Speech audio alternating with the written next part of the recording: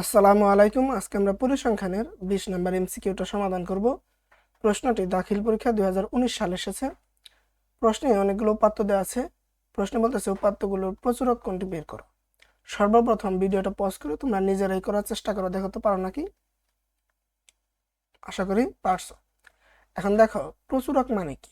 প্রচুরক মানে হচ্ছে যে উপাত্তটা পরিসংখ্যানে একের অধিকবার আছে এবং এই পরিসংখ্যানে সর্বাধিকবার আছে। তাহলে কি হইতে হবে? একের অধিক মানে একবারে বেশি হইতে হবে এবং এই পরিসংখ্যানে সব থেকে বেশি বার হইতে হবে।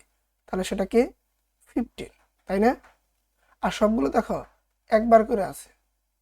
আচ্ছা, সবগুলো একবার করে আছে। তাহলে একবার করে থাকলে ওগুলা প্রচুরক হইতে পারবে না। তাহলে অ্যান্সার কি? ঘ নাম্বার।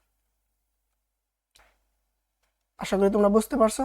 তোমরা যদি এরকম এমসিকিউ এর সমাধান আরো দেখতে চাও, ইউটিউবে আমাদের ফলো করতে পারো। আমাদের খুঁজে পেতে এই ভিডিও টপে একটা ইউজার নেম দেওয়া আছে @basicscience03, এটা লিখে সার্চ করলেই পেয়ে যাবা। ধন্যবাদ। আল্লাহ হাফেজ।